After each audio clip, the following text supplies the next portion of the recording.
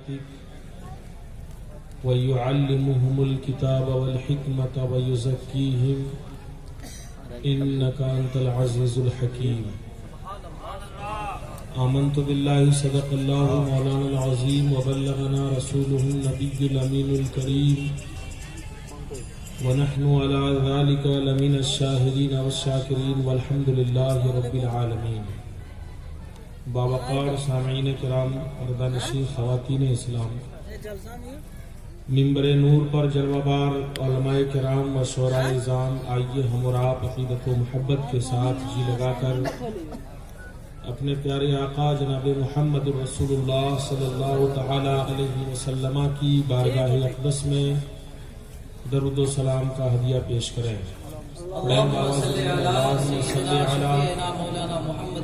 سیدنا و مولانا محمد بارک وسلم صلو علیہ صلاۃ و سلام علیک یا رسول اللہ صلی اللہ تعالی علیہ وسلم. قابل مبارکباد ہیں آپ تمامی حضرات. آج کے اس اجلاس میں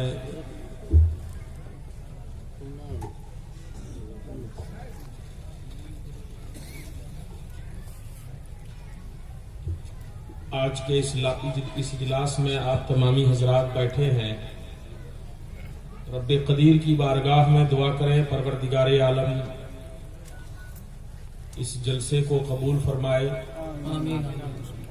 اور ہم لوگوں کی شرکت کو رب ذوالجلال باعث نجات بنائے.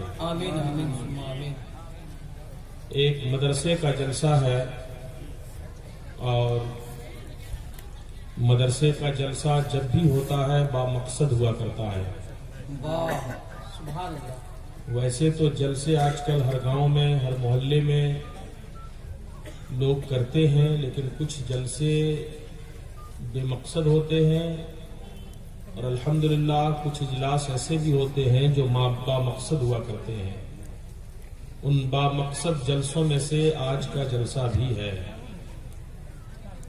اللہ تعالی مدرسہ قادریہ فیض العلوم کو دن دنی رات چوگنی ترقی عطا فرمائے. آمین آمین آمین. بلا تمہید اور بغیر کسی تعارف کے میں اپنی گفتگو کا آغاز کروں، کیونکہ مجمع کے اندر کافی بے چینی دیکھی جا رہی ہے تقریر سننے کی. اس بے چینی کا لحاظ کرتے ہوئے میں اپنی گفتگو کا آغاز کروں گا. قرآن مقدس میں اللہ رب ذوالجلال نے حضرت ابراہیم اور حضرت اسماعیل علیہم الصلاۃ والتسلیم کی ایک دعا کی حکایت بیان فرمائی ہے. حضرت ابراہیم اور حضرت اسماعیل علیہم الصلاۃ والتسلیم نے خانہ کعبہ کی تعمیر مکمل کر لینے کے بعد اللہ رب ذوالجلال کی بارگاہ میں دعا مانگی تھی. اللہ تعالیٰ نے اس دعا کو قبول فرما لیا. سبحان اللہ. اور دنیاوی دستور کے مطابق کوئی بھی شخص جب کسی کا گھر بناتا ہے تو اس کو اس کی اجرت اللہ تعالیٰ بھی دیتا ہے اور جس کا گھر ہم بناتے ہیں وہ بھی ہمیں اجرت دیتا ہے.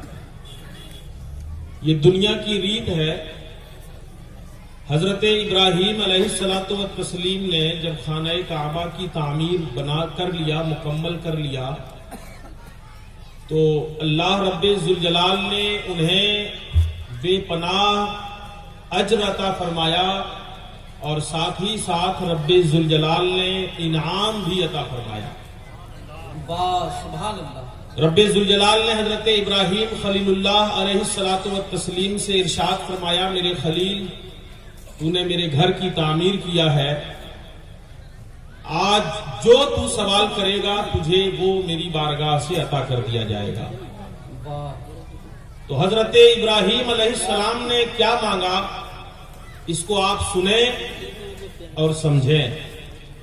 ابراہیم علیہ الصلاۃ والتسلیم نے دنیا میں دولت نہیں مانگی، دیر تک زندہ رہنے کی دعا بھی نہیں مانگی، آرام و آشائش کی چیزیں اللہ تعالی سے نہیں مانگی، بلکہ حضرت ابراہیم علیہ السلام نے دعا کی تو کیا دعا کی؟ ربنا وبعث فیہم رسولا منہم یتلو علیہم آیاتک. اے ہمارے رب، اگر تو اپنے گھر کی تعمیر کے بدلے میں مجھے دینا چاہتا ہے تو تیری بارگاہ سے بس ایک سوال ہے، سبحان اللہ، وہ یہ ہے کہ اپنا وہ پیارا حبیب ہمیں عطا فرما دے سبحان اللہ، جس کو تو نے سب سے پہلے پیدا کیا ہوا ہے، سبحان اللہ، سبحان اللہ، اور اس شان و شوکت کے ساتھ تجھے اسے بھیج کہ وہ دنیا میں آئے تو جہالت کی تاریکی کو چیرتے ہوئے لوگوں کو علم و حکمت کی تعلیم عطا فرما دے۔ سبحان اللہ، سبحان اللہ، وہ دنیا میں آئے تو اس شان و شوکت کے ساتھ آئے کہ لوگوں کو گندگی سے نکال کر کفر کی گندگی سے پاکیزہ کر کے صاف اور ستھرا کر دیں۔ واہ، سبحان اللہ، بے شک تو غالب حکمت والا ہے۔ یہ دعا حضرت ابراہیم علیہ السلام نے مانگی تھی، پروردگار عالم نے حضرت ابراہیم علیہ السلام کی اس دعا کو قبول فرما لیا، اور انہی کی نسل میں ہمارے آقا محمد الرسول اللہ صلی اللہ تعالی علیہ وسلم کو اللہ تعالی نے پیدا فرمایا۔ دنیا میں آپ تشریف لائے، اور دنیا میں آنے کے بعد ابراہیم علیہ السلام نے جن 3 وصفوں کا ذکر کیا تھا کہ اس نبی کو بھیجنا تو اس شان کے ساتھ یعلمہم الکتاب والحکمہ، وہ لوگوں کو کتاب و حکمت کی تعلیم دیں، یتلو علیہم آیاتک، تیری آیتوں کی تلاوت بھی کریں، ویزکیہم، اور انہیں پاکیزہ بھی کریں۔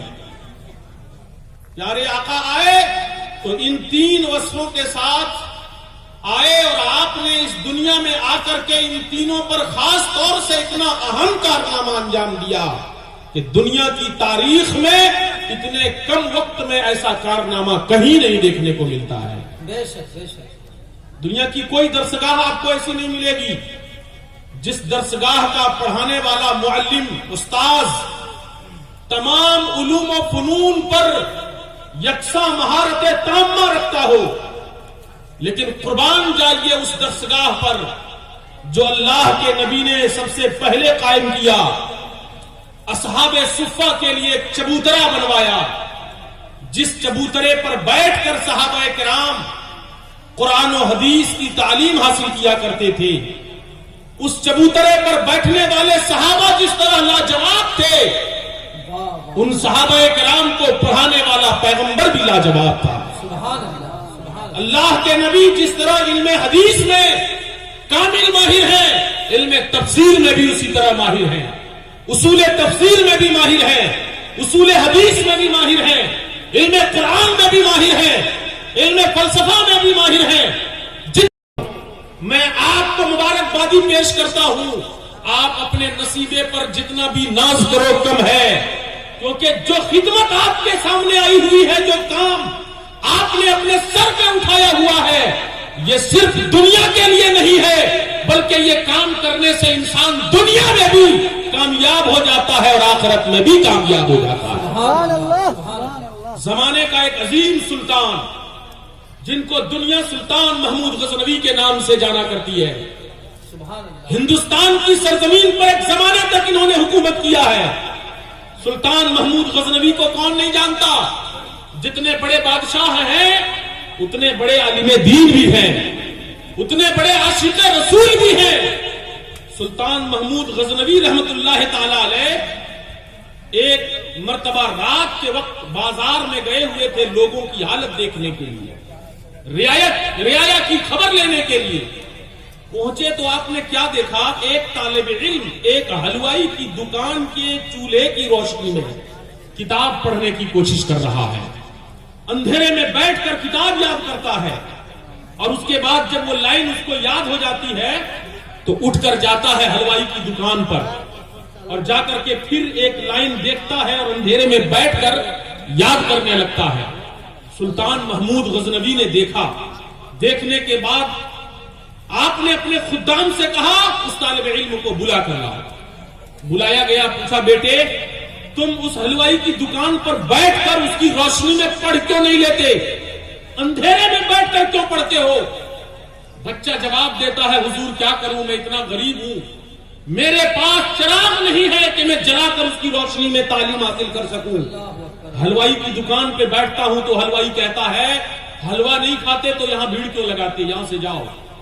اس لیے میں اندھیرے میں بیٹھ کر کتاب یاد کرتا ہوں, اور جب میں یاد کر لیتا ہوں سطر کو, اس لائن کو, تو جاتا ہوں جا کے پھر ایک لائن دیکھ کر اندھیرے میں یاد کرنے لگتا ہوں. سلطان محمود غزنوی کو بڑا رحم آیا اس طالب علم پر. آپ نے اپنے شاہی مشعل بردار سے کہا ایک مشعل اس طالب علم کے حوالے کر دی. سبحان اللہ. بادشاہوں کا مشعل سونے کا چاندی کا ہوا کرتا تھا. کہا دے گا اسے. طالب علم کو وہ مشعل دے دیا گیا, وہ لیا اور لے کر چلا گیا. اس کی روشنی میں رات بھر وہ پڑھتا رہا, اور جب سلطان محمود غزنوی گھر واپس آیا, سو جاتا ہے, سونے کے بعد اس کی قسمت بیدار ہو جاتی ہے.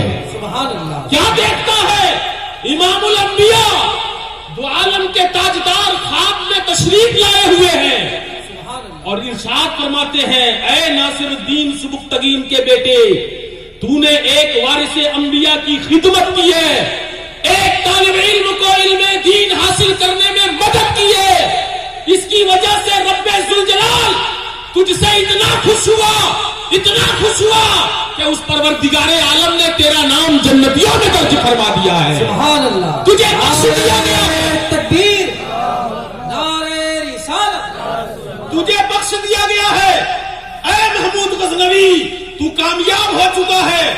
میرے بھائیوں, میں آپ کو بتانا چاہتا ہوں, ایک طالب علم کی خدمت کے سلے میں رب ذوالجلال اگر سلطان محمود غزنوی کو بخش دیتا ہے, تو ہم اگر ان طلباء کی خدمت کریں, انہیں پڑھائیں, ان کے پڑھنے میں مدد کریں, اور ان علماء کرام کی جماعت کو تیار کریں, تو ہمیں رب کی رحمت سے امید ہے کہ کسی نہ کسی ایک عالم کی بدولت اللہ تعالی ہمیں بھی جنت عطا فرمائے گا.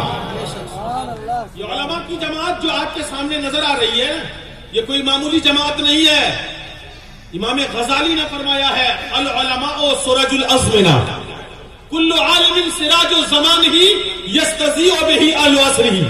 ارشاد فرمایا علماء کرام زمانے کے آفتاب و مہتاب ہیں, یہ زمانے کے سورج ہیں. یہ جب جگمگاتے ہیں تو ان کی روشنی سے دنیا والے فائدہ اٹھاتے ہیں, اور ان کی روشنی سے لوگ اپنے آپ کو منورہ مجلہ کر لیا کرتے ہیں. سبحان اللہ. سبحان اللہ. یہ علماء کی جماعت ہے. میں آپ کو ایک بات بتاتا ہوں, علماء کا رتبہ کتنا بڑا ہے, علماء کی جماعت کی فضیلت کتنی بڑی ہے. آج ایک بہت بڑا المیہ ہمارا یہ ہے کہ جس طرح ان علماء دین کو ہم مدارس میں پڑھاتے ہیں, بہت مجبوریوں کے ساتھ, کھانے میں معمولی کھانا, رہنے کا ٹھکانہ بڑا معمولی, انتظام اس کے لیے غیر معمولی, کوئی اچھا انتظام نہیں دیتے, اچھا اور اسپیشل کچھ نہیں ہوتا ان کے لیے. اور یہ اسی طریقے سے محنت کر کر کے جب علم حدیث, علم قرآن حاصل کر کے عالم دین بن جاتے ہیں, تب بھی ہم ان کی قدر نہیں کرنا جانتے, اور ہم بہت معمولی تنخواہ انہیں دے کر کے اپنے یہاں خدمت پر لگا دیتے ہیں. ڈیوٹی بڑی ہارڈ لیتے ہیں مگر اجرت ان کو بہت معمولی دیتے ہیں. میں آپ کو ایک بات بتاتا ہوں, اگر آپ نے اپنے علماء کو صحیح اجرت نہیں دیا, ان کی تنخواہیں مناسب نہیں رکھی, تو جس طرح آپ کو اپنے گناہوں کا حساب رب ذوالجلال کی بارگاہ میں دینا پڑتا ہے, دینا پڑے گا, ایسے ہی ان علماء کے بارے میں آپ کو جواب دینا پڑے گا کہ آپ اتنی معمولی تنخواہ پر علماء سے کام کیوں لے رہے تھے. یہ علماء کرام کی جماعت ہے, ان کی خدمت آپ کریں. میں آپ کو ایک بات بتاتا ہوں, علم دین اللہ کے نبی صحابہ کرام کو دیتے رہے, اور صحابہ کرام کو پاکیزہ کیا. کیسے پاکیزہ کیا؟ جو صحابہ کل تک شراب پیتے تھے, دن رات شراب پیتے تھے, اہل عرب کا حال کیا تھا؟ شراب کا نام وہ بے شمار رکھے ہوئے تھے. صبح جو شراب پیتے تھے اس کا نام الگ تھا, چاشت کے وقت جو شراب پیتے تھے اس کا نام الگ رکھ رکھا تھا, اور 1 گھنٹے کے بعد جو شراب پیتے اس کا بھی نام الگ رکھا ہوا تھا. گھڑی گھڑی شراب بدلتی تھی اور اس کا نام بھی بدلتا تھا. بڑی محبت تھی لوگوں کو شراب سے, اور دن رات شراب کے نشے میں مست رہتے تھے. مگر اللہ کے نبی جب آئے تو آپ نے لوگوں کو پاکیزہ کیا, ایسا پاکیزہ کیا, ایسا پاکیزہ کیا کہ میں آپ کو ایک مثال دیتا ہوں. حدیث مبارکہ کے اندر موجود ہے, نبی کریم صلی اللہ تعالی علیہ وسلم نے جب مسجد نبوی قائم کر لیا, اور صحابہ کرام مسجد نبوی میں پڑھنے کے لیے آتے تھے، علم حدیث بھی حاصل کرتے تھے، آ کر کے علم قرآن بھی حاصل کرتے تھے، بلکہ روایتوں میں ہے کہ ہمیشہ 500 کے لگ بھگ صحابہ کرام اس چبوترے پر موجود رہا کرتے تھے جس پر اللہ کے نبی پڑھایا کرتے تھے۔ کس لیے؟ تاکہ ہم قرآن کا درس حاصل کر سکیں، تاکہ ہم علم حدیث سیکھ سکیں، اور نبی حکم دے دے تو جنگوں میں اپنی گردنیں کٹا کر شہادت کے منصب پر فائز ہو سکے۔ صحابہ کرام یہ قربانی دینے کے لیے تیار رہتے تھے۔ حضرت تمیم داری رضی اللہ تعالیٰ عنہ آئے مسجد نبوی میں، آپ نے کیا دیکھا؟ مسجد نبوی تاریک ہے، روشنی کا کوئی انتظام نہیں ہے۔ صحابہ کرام اس زمانے میں مسجد کے سامنے لکڑیاں جمع کر کے جلاتے تھے، اور جب روشنی ہوتی تھی تو اسی روشنی میں نماز پڑھنے کے لیے آتے تھے اور دوگانا ادا کر کے جاتے تھے۔ تمیم داری کے دل میں خیال آیا، محبت جاگ گئی ان کے دل میں، بنا دے۔ ہم اور آپ ہوتے تو زیادہ سے زیادہ اتنا ہی کرتے، دعا کر دیتے، اور وہ بھی رسمی دعا۔ آج کل لوگ دعا کے لیے کہتے بھی حضرت دعا کر دیجئے، تو ہم رسمی دعا کر کے نکلتے ہیں۔ آپ کو میں بتاؤں، اللہ کے نبی مسجد میں روشنی کا انتظام کرنے کی بدولت اتنا خوش ہوئے تھے کہ اسی پر بس نہیں ہوئے، بلکہ حضرت تمیم داری کو سینے سے لگا لیا اور کہنے لگے، اے تمیم داری، جو تو نے کام کیا ہے، جس کام سے میں اتنا خوش ہوں، اتنا خوش ہوں کہ اگر میرے پاس اب کوئی اور بیٹی ہوتی تو میں تجھ سے نکاح کرا کر کے میں تجھے اپنا داماد بنا لیتا، لیکن افسوس اب میرے پاس کوئی بیٹی نہیں ہے۔ اے تمیم داری، تجھے دنیا میں اللہ کامیاب کرے۔ ایک صحابی رسول تھے، اٹھ کے کھڑے ہو گئے، انہوں نے کہا، یا رسول اللہ، آپ انہیں اپنا داماد بنا کر کے خوش ہونا چاہتے ہیں؟ کہا ہاں، اگر کوئی بیٹی ہوتی تو میں اپنا داماد بنا لیتا۔ وہ صحابی کہتے ہیں، یا رسول اللہ، میں اپنی بیٹی کو آپ پر قربان کرتا ہوں، میری بیٹی کو ان سے نکاح کرا دیں اور آپ خوش ہو جائے تو عالم کے تاجدار خوش ہو گئے تو آپ کا صحابی بھی خوش ہو جائے گا۔ سبحان اللہ، سبحان اللہ، نعرہ تکبیر، نعرہ رسالت، رحمت عالم کانفرنس۔ یہ صحابہ کی محبت تھی اللہ کے گھر سے اور رسول اللہ کے گھر سے، وہ مسجد اور مدرسہ دونوں تھا۔ اب آپ کو میں بتا دوں، اللہ کے گھر سے اگر ہم اور آپ آج محبت کریں گے، بچوں کے کھانے کا انتظام کریں گے، بچوں کے پڑھنے کا انتظام کریں گے، تو یقین مان کر کے رکھیے، پروردگار عالم آپ کی دنیا کو بھی روشن کر دے گا اور آپ کی آخرت کو بھی روشن کر دے گا۔ بے شک، سبحان اللہ۔ اللہ کے نبی آئے تو اس شان و شوکت کے ساتھ کہ علم و حکمت کی تعلیم دیتے رہے۔ میں اس رخ میں نہیں جانا چاہتا کہ کس طرح صحابہ کو پڑھا کر کے آپ نے ماہر اور علم و فن کا تاجدار بنا دیا۔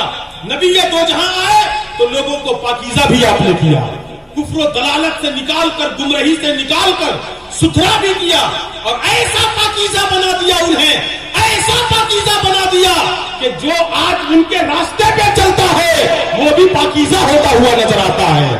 میرے نبی نے فرما دیا، اصحابی کالنجوم بأیہم اقتدیتم اہتدیتم، میرے سارے صحابہ ستاروں کے مانند ہیں، جن کا پیچھا پکڑ لوگے، جن کی اقتدا کر لوگے، تم کامیاب ہو جاؤ گے۔ سبحان اللہ، سبحان اللہ۔ جن کے ساتھ لگ جاؤ گے دنیا میں بھی کامیاب رہو گے اور آخرت میں بھی کامیاب رہو گے۔ وہ صحابہ کی جماعت ہے، اور صحابہ کی جماعت ایسی ہو گئی۔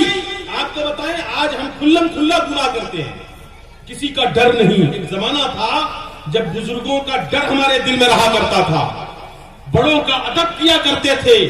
ابھی دیکھنے کو ملا، بڑی جسارت سے کسی نے کہا، اس کو کسی اور ڈھنگ سے بھی ہم کہہ سکتے تھے، بڑے ادب کے انداز میں، لیکن کسی بھی چیز کو ہماری عادت ہو گئی ہے پیش کرتے ہیں تو تلخ اور ایسے انداز میں تاکہ لوگوں کو سن کر اچھا نہ لگے۔ میں آپ کو ایک بات کہوں، آپ کو میں ناشتہ کرنے کے لیے دوں گا، آپ بڑے محترم انداز میں، بڑے ہی ادب کے انداز میں بیٹھ کر کے اور بہت خوش ہو کر کے ناشتہ کریں گے، لیکن وہی ناشتہ اگر میں کسی گندے پلیٹ میں سجا کر کے آپ کو دے دوں، کسی ایسی چیز میں سجا کر دے دوں جس سے آپ کو سخت نفرت ہو، تو یقیناً اس ناشتے کو آپ ٹھکرا دیں گے، چاہے اس کے اندر قیمتی چیزیں رکھی ہوئی ہوں، لیکن پھر بھی آپ ہاتھ نہیں لگائیں گے، ٹھکرا دیں گے۔ آپ کو میں بتا رہا ہوں، اسی طریقے سے انسان کی زبان کی مثال ہے۔ ہم بات کریں، ضرور ضرور کریں، حق بات تو ہر انسان کو بولنی چاہیے، مگر ایسے انداز میں اپنی بات کو لوگوں میں پیش کریں کہ کبھی بھی آپ کی زبان سے کسی کے دل کو چوٹ نہ لگ جائے، کیونکہ نبی نے فرما دیا ہے المسلم من سلم المسلمون من لسانہ ویدہ، مسلمان تو وہ ہے جس کے ہاتھ سے بھی اور جس کی زبان سے بھی دوسرا مسلمان محفوظ ہو جائے، جس کی زبان سے دوسرا انسان بچ جائے۔ اے مسلمانوں، یہ دنیا 4 دن کی چاندنی ہے، پھر اندھیری رات ہے، ہمیشہ رہنے کے لیے کوئی نہیں آیا ہے۔ اس دنیا میں باقی اگر کوئی چیز رہ جاتی ہے تو زبان کی مٹھاس باقی رہ جاتی ہے، اخلاق کی مٹھاس باقی رہ جاتی ہے، علم و تہذیب کا تمدن اور تہذیب کا وہ گہوارہ باقی رہ جاتا ہے۔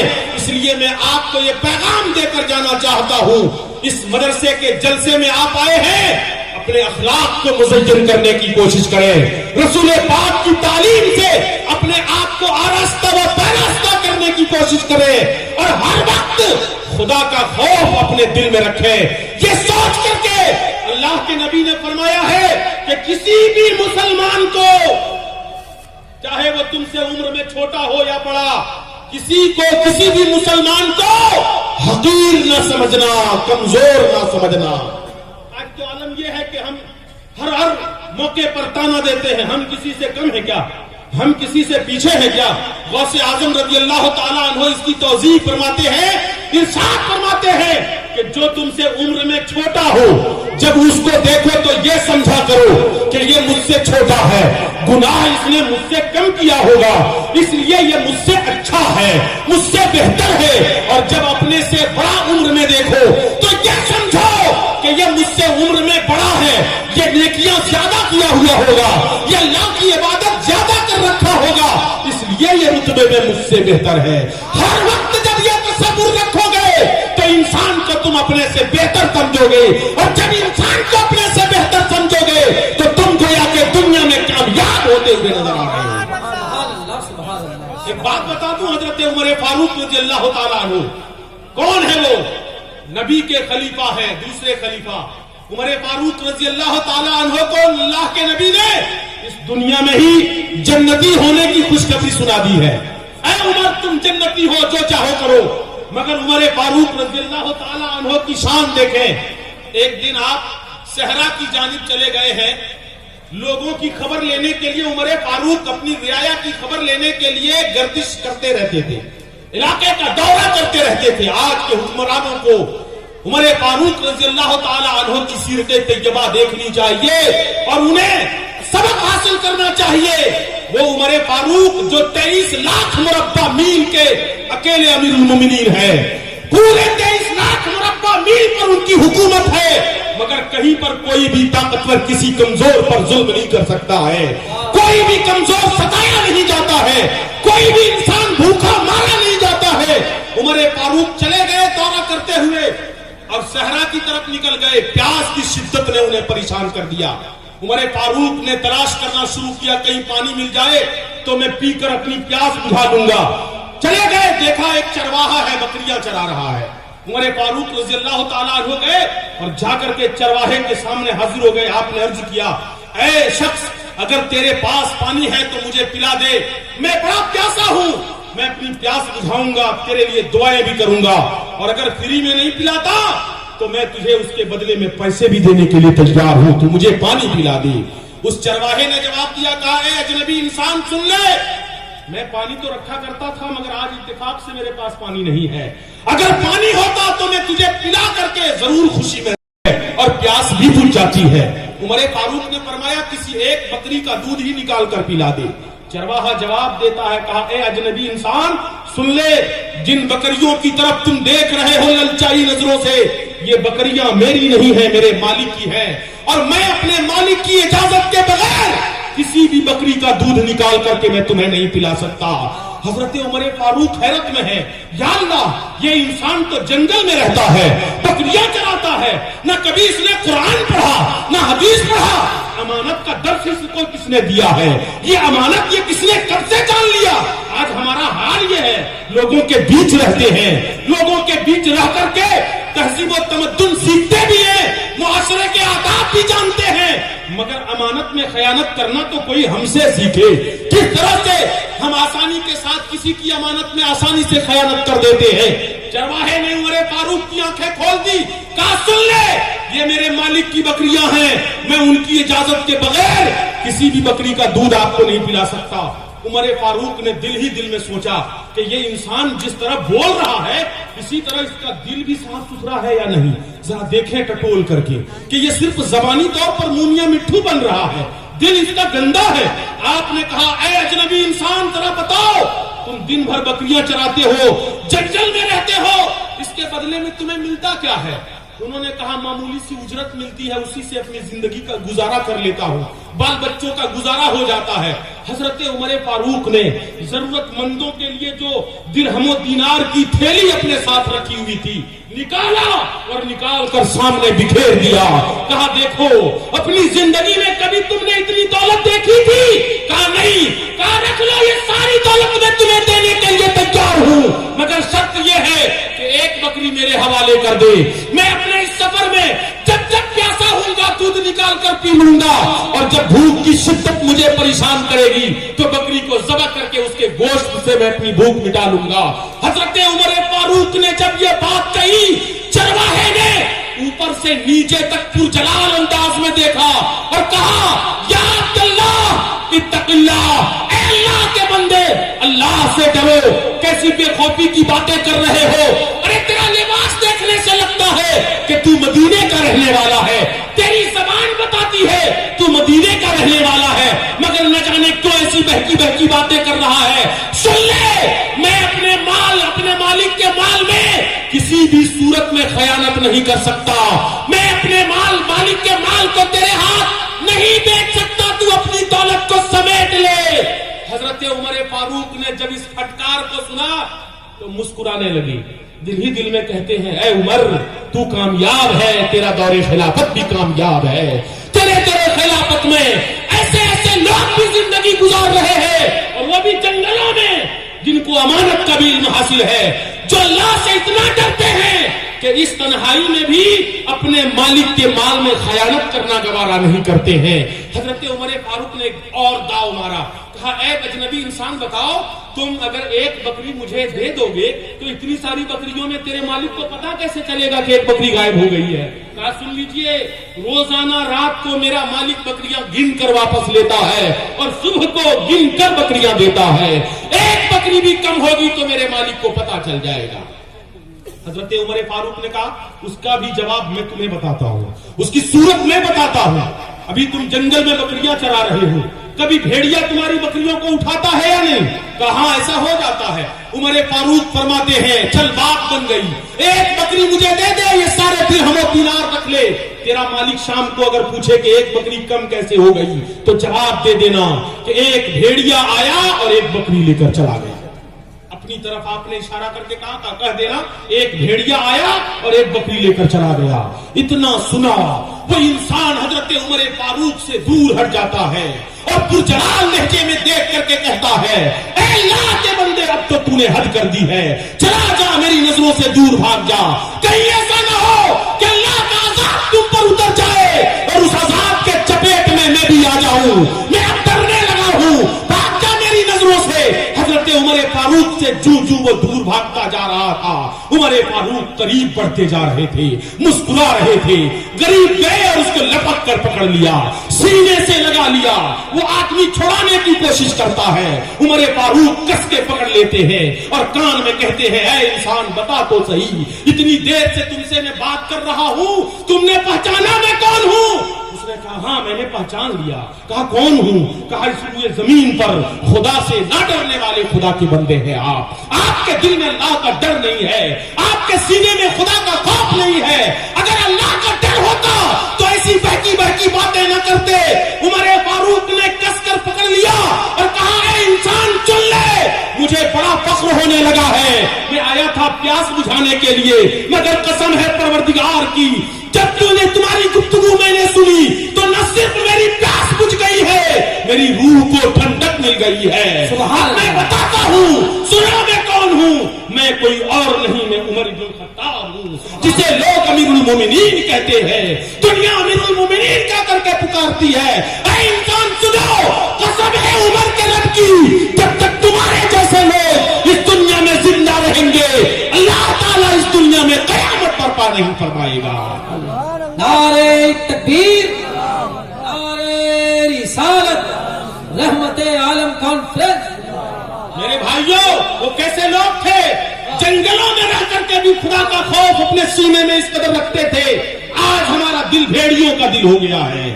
سماج کے بیچ رہ کر کے بھی ہم لوٹتے رہتے ہیں، سماج کے بیچ رہ کر کے بھی ہم حلال و حرام کی تمیز اٹھا دیتے ہیں۔ اور اگر قرآن و حدیث کا علم ان کے پاس نہیں بھی تھا تب بھی وہ اس طرح اللہ سے ڈر رہے تھے۔ تو جن کے پاس قرآن و حدیث کا علم ہوگا، جن کے پاس رسول پاک کی تعلیمات ہوں گی، ان کو اللہ کا خوف کتنا ہوگا ذرا آپ اندازہ لگائیں۔ اسی لیے ہم کہتے ہیں کہ یہ مدارس جو آپ نے قائم کیے ہیں، یہاں سے تہذیب و تمدن کا درس دیا جاتا ہے، یہاں سے آپ کو ایک اچھا اور پاکیزہ انسان بنایا جاتا ہے۔ جس بچے کو لا کر کے آپ نے یہاں رکھا ہے، اسے چلنے کا شعور کل تک نہیں تھا، بڑوں سے ملنے کا شعور اسے نہیں تھا، قرآن پڑھنے کا طریقہ اسے نہیں معلوم تھا۔ بس اساتذہ کرام نے بڑی محنتوں سے، جام فشانی سے ان طلباء کی انگلیاں پکڑ پکڑ کر کے انہیں چلنا سکھایا، تہذیب و تمدن سے آراستہ کر کے نہ صرف یہ کہ اسے انسان بنایا بلکہ ایک بہترین انسان بنا کر کے آپ کا رہنما بنا دیا، اور ان کے سر پر تاج زرعی رکھ کر کے زمانے کا آفتاب بنا دیا۔ آپ ان مدرسوں کے پیچھے اپنی قربانیاں پیش کریں اور دور نہ رہیں۔ جو جتنا ہی زیادہ مدارس سے دور رہتا ہے، میرا تجربہ ہے، وہ اتنا بڑا غریب رہتا ہے، اور جو جتنا زیادہ مدرسوں سے قریب ہو جاتا ہے، علماء سے قریب ہو جاتا ہے، رب ذوالجلال دنیا میں بھی انہیں دولتوں سے مالا مال فرما دیتا ہے، اور کل قیامت کے دن بھی انہیں دولتوں سے مالا مال فرما دے گا۔ آپ کو ایک بات اور عرض کر دوں، میرا وقت ہو تو اشارہ کر دیجیے گا، میں برا نہیں مانوں گا۔ درود شریف پڑھیں۔ جو علماء فضلاء نکلتے ہیں، ان کے بارے میں اللہ کے نبی نے جو مزدہ سنایا ہے، وہ مزدہ سننے کے بعد آپ بھی خوشی کے مارے مچلنے لگیں گے۔ بولیے سننا چاہتے ہیں؟ کتنے لوگ سننا چاہتے ہیں ذرا ہاتھ اٹھا کے بتائیں۔ دیکھیے کچھ لوگ نہیں سننا چاہتے ہیں، سارے لوگ ذرا ایک بار ہاتھ اٹھا کر کے زندہ دلی کے ساتھ بولے یا رسول اللہ، اور زور سے مجمع میں زندگی پیدا کریں، کہیں یا رسول اللہ۔ یقیناً اگر آپ نے اپنی دل کی گہرائیوں سے سنا تو میں وعدہ کے ساتھ جا رہا ہوں، میری ان باتوں کو آپ یاد کریں گے تنہائیوں میں تو آپ کو ضرور احساس ہوگا کہ ہم کو اللہ تعالیٰ نے اس دنیا میں بنایا ہے تو کس لیے بنایا ہے۔ ہم آئے ہیں تو صرف پیٹ پالنے کے لیے نہیں آئے ہیں، اپنی زندگی گزارنے کے لیے نہیں آئے ہیں، بلکہ ہم اس دنیا میں آئے ہیں تو اس لیے آئے ہیں تاکہ ضرورت کے وقتوں میں دوسروں کے کام بھی آ سکیں، ہم کبھی ضرورت کے وقتوں میں غریبوں کی مدد بھی کر سکیں، ہم دین کی خدمات کے ذریعے سے دین کو اور مزین اور آراستہ و پراستہ کر سکیں۔ وقت آ گیا ہے اپنی قربانیوں کو دینے کا۔ ابھی حالات کیا ہیں؟ اتنے حالات خراب کیے جا رہے ہیں۔ کرونا وائرس ایک وائرس آیا ہے، لوگوں کا دماغ خراب کر کے رکھ دیا۔ آپ لوگوں کا شاید خراب نہ ہوا اس لیے اتنے سکون سے بیٹھے ہیں، ورنہ اکثر جگہوں پہ تو جلسے بگڑنے لگے ہیں، بنا بنایا ماحول ختم ہونے لگا ہے۔ 1 ہاتھ کی دوری پر رہو، 10 ہاتھ کی دوری پر رہو، سٹنا نہیں ورنہ بیمار ہو جاؤ گے۔ اب ہمارا ایمان اتنا کمزور ہونے لگا ہے کہ ہم بھاگنے لگے ہیں۔ سن لو میرے بھائیوں، میں آپ کو ایک مزدہ اور پیغام دے کر جانا چاہتا ہوں، قسم ہے پروردگار کی، دنیا اپنی جگہ سے چل سکتی ہے مگر نبی کا فرمان نہیں چل سکتا ہے۔ نبی کا فرمان اپنی جگہ اٹل ہے قول محمد قول خدا، فرمان نہ بدلا جائے گا، بدلے گا زمانہ لاکھ مگر قرآن نہ بدلا جائے گا۔ نبی کا فرمان ہے، جو اس کو پڑھ لے گا، زندہ باد، نبی کا فرمان ہے جو اس کو پڑھ لے گا، پورے وعدے کے ساتھ میں بھی کہتا ہوں، پورا چیلنج ہے مجھے کہ جو اس کو پڑھ لے گا زندگی میں کبھی اس کو وہ بیماری نہیں لگے گی۔ نبی کا قول ہے۔ اعلیٰ حضرت عظیم البرکت کے ساتھ بھی یہ معاملہ ہوا۔ حضرت سیدنا سید حبیب اللہ دمشقی رحمت اللہ تعالی علیہ اعلیٰ حضرت کی خدمت میں حاضر ہوئے تھے۔ اسی موقع سے کسی نے دعوت دی اعلیٰ حضرت کو، اعلیٰ حضرت کھانے کے لیے تشریف لے گئے۔ کھانے میں کیا بنا تھا؟ پوڑیاں بنی تھیں، بڑے کے گوشت کا کباب بنا ہوا تھا جس کو اعلیٰ حضرت کے لیے منع تھا، کھا نہیں سکتے تھے۔ انہوں نے کہا سید صاحب نے کہ حضور آپ اجازت دیں تو صاحب خانہ کو کہہ کر کے چھوٹے کا انتظام کرا لوں، اس سے بہتر کا انتظام کرا لوں، اعلیٰ حضرت پر قربان جائیے۔ آپ نے کہا نہیں، میرے نبی کا فرمان ہے جب کسی کے یہاں مہمان بناؤ تو انہیں تکلف میں نہ ڈالو، جو وہ پیش کر دے اسے کھا کر کے آسانی کے ساتھ وہاں سے رخصت ہو جاؤ، جو انہوں نے بنایا ہے وہی کھاؤں گا، واپس چلا جاؤں گا، میں اپنی عادت کے خلاف نہیں کروں گا، نبی کے فرمان کے خلاف نہیں کروں گا۔ اعلیٰ حضرت کھا لیتے ہیں، کھانے سے ریئیکشن اتنا زوردار ہوتا ہے، مسوڑے آپ کے پھول گئے، اتنے پھولے کہ بولنا مشکل ہو گیا، اب بات نہیں نکلنے لگی۔ اعلیٰ حضرت فرماتے ہیں یہاں تک کہ میں سنت کی نمازیں بھی دوسرے کے پیچھے اقتدا میں پڑھنے لگا کیونکہ میں قرأت نہیں کر سکتا تھا۔ اب اعلیٰ حضرت عظیم البرکت کے بڑے بھائی نے لا کر کے طبیب کو دکھایا، دیکھے تو صحیح میرے بھائی کو ہوا کیا ہے۔ طبیب نے دیکھا، جانچ کیا اور اس کے بعد کہنے لگا وہی ہے۔ مطلب کیا؟ اسی زمانے میں بریلی میں طاعون کا مرض پھیلا ہوا تھا، طاعون کی بیماری پھیلی ہوئی تھی۔ طبیب نے دیکھ کر کہا یہ بھی طاعون ہے، ان کو بھی طاعون پکڑ لیا۔ اعلیٰ حضرت کہتے ہیں میں اندر سے بے چین تھا، منہ کھل نہیں رہا تھا کہ میں کچھ بولوں، وہ جو بول رہا تھا میں اس وقت کہہ رہا تھا تو جھوٹا ہے، تیرا طب جھوٹا ہے، تیری ڈاکٹریٹ جھوٹا ہے، تو جو تحقیق پیش کر رہا ہے وہ جھوٹی ہے۔ سن لے، میں نے اپنے نبی کے فرمان پر عمل کیا ہے۔ اللہ کے نبی نے ارشاد فرمایا ہے من رأى مبتلا فقال الحمدللہ الذی آتانی من ابتلاک به وفضلنی علی کثیر ممن خلق تفضیلا لم یصبہ ذلک البلاء۔ میرے نبی نے فرمایا ہے کہ جو بھی کسی مریض کو دیکھ کر کے اس دعا کو پڑھ لے گا، دعا کیا ہے؟ الحمدللہ الذی آفانی مما ابتلاک به وفضلنی علی کثیر ممن خلق تفضیلا۔ جو اس دعا کو پڑھ لے گا، اللہ کے نبی کا وعدہ ہے کبھی بھی زندگی میں اس کو وہ بیماری نہیں لگے گی، کبھی بھی وہ مرض نہیں لگے گا۔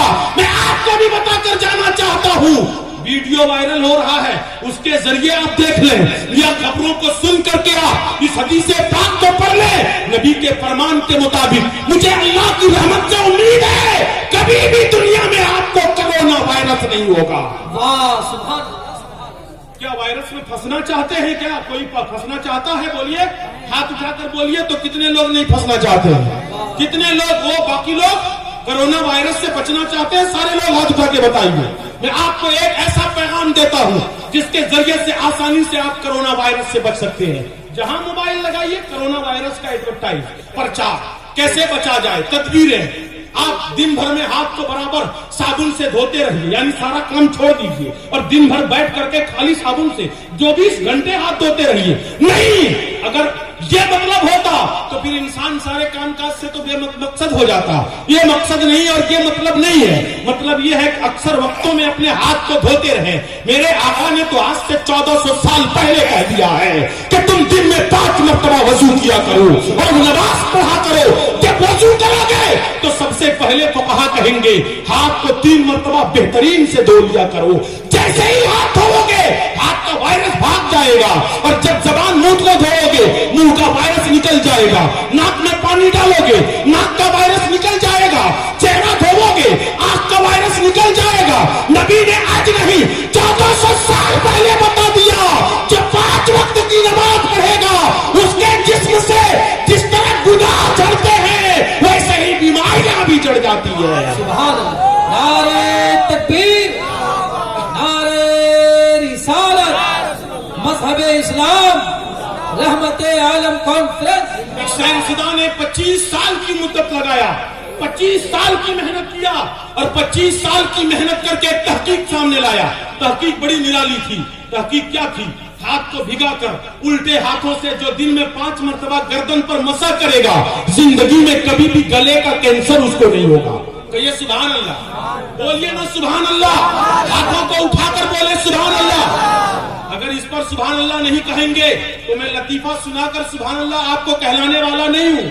آپ سبحان اللہ کہے، آقا دو جہاں کی موت کا معجزہ دیکھیں۔ میرے نبی نے آج نہیں بہت پہلے کہہ دیا ہے جب تم وضو کرو اپنے الٹے ہاتھوں سے گردن پر مسح کیا کرو۔ انہوں نے تحقیق کیا اور مقالہ تیار کر کے جب پیش کرنے کے لیے بڑے محققین کی خدمت میں چلا، راستے میں ایک ایک مسلمان کو دیکھا وضو کرتے ہوئے، جب گردن پر مسح کیا تو وہ مقالہ کھول کے بیٹھ گیا. اب میں کیا کروں، مقالہ کہاں لے کے جاؤں؟ نماز پڑھ کے جیسے ہی وہ مسلمان فارغ ہوا، پکڑ لیا، بتاؤ تو صحیح تم کو یہ تحقیق کس نے بتائی؟ میں نے تو بڑا چرا کے رکھا ہوا تھا، شاید تم نے میرا مقالہ پڑھ لیا. کہا نہیں بات کیا ہے، کہو تو صحیح. میرے نبی نے 1400 سال پہلے کر دیا ہے، میں تب سے اس پر عمل کر رہا ہوں. ثابت ہوا کہ نبی کی سنتوں پر عمل کرنے والا بیماریوں سے بھی محفوظ رہتا ہے، اور رب ذوالجلال انہیں 100 شہیدوں کا ثواب عطا فرماتا ہے. تو یہ ہے مذہب اسلام. جو عمل کرتا ہے وہ کامیاب ہوتا ہے ہر اعتبار سے، بیماری سے بھی بچ کر کے، مال و دولت بھی کماتا ہے تو سرخروئی حاصل کرتے ہوئے دنیا میں بھی کامیاب رہتا ہے اور آخرت میں بھی کامیاب رہتا ہے. آپ علم حدیث کی خدمت کریں، علم اور علماء کی خدمت کریں. ایک بات آخری عرض کروں گا اور اس کے بعد میری تقریر ختم ہوگی. علماء کرام کی جماعت لمبی ہے اور بہت سارے علماء ہیں. کیا حضرت کچھ حکم ہو تو کہہ دیجئے گا. درود شریف پڑھیں. اللہم صلی علی سیدنا و مولانا محمد معدن الجود والکرم وعلی آلہ واصحابہ وبارک وسلم. صلاۃ و سلام علیک یا رسول اللہ. ہمارے یہاں اکثر ایسا ہوتا ہے، جلسے ہوتے ہیں، رات بھر جلسوں میں عورتیں ہماری بیٹھتی ہیں، صبح اٹھتی ہیں یہ کہتے ہوئے کہ مولانا لوگوں نے ہمارے بارے میں کچھ پڑھائی نہیں ہے، کتاب میں کہیں ہم لوگوں کا چرچے نہیں ہے تو تقریر کہاں سے ہوگی. آج میں کچھ باتیں ان کو بھی کہہ دینا چاہتا ہوں. آپ اجازت دیتے ہیں؟ بولیے. اچھا 4-5 لوگ اجازت دے رہے ہیں، باقی لوگ اجازت نہیں دے رہے ہیں، کیونکہ وہ جان رہے ہیں کہ اگر اجازت دے دیں گے تو ادھر سے ری ایکشن ہو سکتا ہے. بولیے اجازت ہے؟ سارے لوگ اجازت دے رہے ہیں. یہ میری ماں بہنیں بیٹھی ہیں نا، ان کو معمولی نہ سمجھے. قسم خدا کی ان کی بڑی بڑی قربانیاں ہیں دین کو یہاں تک پہنچانے میں، بہت بڑی بڑی قربانیاں دی ہیں. اللہ تعالیٰ اپنی رحمتوں کے سائے میں لے رکھے. انہوں نے جو قربانیاں دی ہیں فی الحال ابھی موجودہ وقت میں جو قربانیاں انہوں نے ہمارے لیے پیش کی ہے وہ مرد لوگ پیش نہیں کر سکتے تھے. جو قربانیاں یہ پیش کر رہی ہیں ہمارے لیے، ہمارے بال بچوں کے لیے، ہمارے جوانوں کے اندر وہ طاقت نہیں ہے کہ وہ قربانیاں پیش کر سکیں. اور یہ آج کی بات نہیں ہے، زمانے کی تاریخ اٹھا کر دیکھیں، شروع سے انہوں نے بڑی بڑی قربانیاں پیش کی ہیں. ایک نظیر اور ایک مثال پیش کرتا ہوں جس سے آپ اندازہ لگائیں کہ کتنی بڑی قربانیاں ان عورتوں نے مذہب اسلام کو فروغ دینے میں پہنچایا ہے. حضرت عبد الرحمن ابن قاسم کا نام کون نہیں جانتا؟ ایک بہت بڑے محدث ہے، علم حدیث میں بڑی خدمتیں ان کی ہیں. حضرت عبد الرحمن ابن قاسم کی عمر بہت کم تھی. ابھی بچپنے میں گھر والوں نے ضرورت کے پیش نظر شادی کرا دی، پکڑ کر کے. کن سے؟ چچا کی بہن بیٹی سے. چچا کی بیٹی سے ان کا رشتہ ہو جاتا ہے، نکاح ہو جاتا ہے. لیکن دل میں تڑپ تھی، اس تڑپ کو انہوں نے اپنی بیوی کے سامنے رکھا. بیوی جب آئی تو سامنے انہوں نے کہا میری شریک حیات، میرے دل میں تڑپ ہے، میں سوچتا ہوں تجھ سے کہوں یا نہ کہوں، آج تک میں کسی سے نہ کہہ سکا ہوں، مگر تم تو میری زندگی کا ہم سفر بن چکی ہو، تم سے تو کہنا میں مناسب سمجھتا ہوں، اجازت دو تو میں کہہ دوں. کہا کہیے تو صحیح. کہا سنو میرے دل میں بڑی تڑپ ہے، میں علم حدیث پڑھنا چاہتا ہوں، اگر تم اجازت دے دیتی ہو تو میں رسول اللہ کا حدیث پڑھنے کے لیے چلا جاؤں، نبی کے حدیث کا درس لینے کے لیے چلا جاؤں. ان کی بیوی خوشی سے مچل اٹھی. انہوں نے کہا یہ تو میری خوش نصیبی ہے کہ میرا شوہر علم حدیث پڑھنا چاہتا ہے. اے میرے سرکار، میں بسد خلوص آپ کو اجازت دیتی ہوں، آپ جا سکتے ہیں، لیکن زیادہ دنوں تک کے لیے نہیں، 1 سال کی چھٹی ہے. کتنے دنوں کی چھٹی دیا انہوں نے؟ 1 سال کی چھٹی دیا. کہا 1 سال پڑھ کر کے آپ پھر گھر آپ واپس آ جائیے. 1 سال تک جتنی ساری ضرورتیں ہوں گی میں کما کر گھر کی ضرورتیں پوری کر لوں گی، گھر کی کفالت میرے سر رہے گی، ماں باپ کی خدمت میں کر لوں گی. آج کی عورتیں ہوتی تو ایسا کرنے سے کترا جاتی، مگر قربان جاؤ عبد الرحمن ابن قاسم کی بیوی پر. انہوں نے صبر کیا، شوہر کو اجازت دے دیا. وہ شوہر چلے گئے پڑھنے کے لیے. کہاں گئے؟ مسجد نبوی شریف میں. حضرت امام مالک رضی اللہ تعالی عنہ کی درسگاہ لگتی تھی، ان کی درسگاہ میں پہنچ گئے اور پڑھنے لگے علم حدیث. پڑھتے رہے. 1 سال پورا ہو گیا، 1 سال پار ہو گیا، دوسرا سال بھی گزر گیا، تیسرا سال بھی گزر گیا. 3 سال گزرنے کے بعد ان کو یاد آتا ہے کہ میری بیوی نے تو مجھے 1 سال ہی کی چھٹی دیا تھا، میں نے تو 3 سال گزار دیا. فوراً ایک چٹھی لکھی اور اس میں لکھا میری شریک حیات، بڑا افسوس ہے میں نے تم سے 1 سال کی چھٹی لیا تھا اور میں 3 سال گزار چکا ہوں، تب مجھے تم یاد آئی ہو. ایسا ہے اگر تم صبر کر سکتی ہو تو کرو، میرے علم کی پیاس ابھی تک نہیں بجھی ہے، میں चाहता हूं, और अगर नहीं सब्र कर सकती हो तो मैं पूरी इजाजत देता हूं, तुम तलाक लेकर किसी से भी निकाह कर लो। ये चिट्ठी जब उनकी बीवी तक पहुंचती है, बीवी ने पढ़ा, बड़ी खुशी हुई कि मेरे सरताज के इल्म की प्यास अभी तक नहीं बुझी है। वो खुशी से मचल उठी, मगर जब इस जुमले को उन्होंने पढ़ा तो बड़ा अफसोस हुआ कि वो कह रहे हैं तुम मुझसे तलाक लेकर किसी से भी शादी कर लो। जवाब लिखती है, ऐ मेरे शरीके हया, ऐ मेरे ताजदार, सुन लीजिए, आपने ये कैसे सोच लिया कि इस मुसीबत की घड़ी में मैं आपका साथ छोड़ दूं? सुनिए, पूरी जिंदगी अगर आपको इल्म हदीस पढ़ने का शौक है तो अब्दुल रहमान इब्ने कासिम की बीवी पूरी जिंदगी आपका इंतजार करेगी, मगर आपका साथ नहीं छोड़ेगी।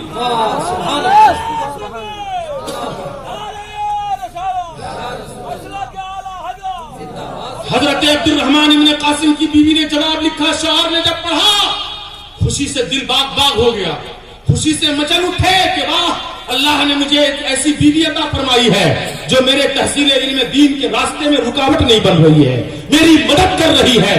पढ़ते रहे, और 1-2 साल नहीं, 17 साल तक पढ़ते रहे। अल्लाहु अकबर। जब उनके घर में बेटा जवान हो गया, बेटा बार बार पूछता था, अम्मी जान मेरा बाप कौन है, मेरा बाप कौन है? अब्दुल रहमान बिन कासिम की बीवी कहती थी, बेटा जब वक्त आएगा तो मैं बता दूंगी। एक दिन वक्त आया, बेटे ने हज की प्लानिंग कर ली, हज की नियत कर ली। हज के लिए जब निकलने लगा घर से, माँ ने बेटे को बुला के कहा, बेटा तू बार बार पूछा करता था मेरा बाप कौन है, मेरा बाप कौन है, सुनो आज मैं बताती हूँ। तुम हज से जब फारिग होकर मस्जिद नबवी में जाओगे, वहां पे हजरत इमाम मालिक की दरसगाह लगती है, उसी दरसगाह में बैठकर तेरा बाप आज से नहीं 17 साल से इल्म हदीस पढ़ रहा है, जाना, पता लगाना कि अब्दुल रहमान इब्ने कासिम कौन है।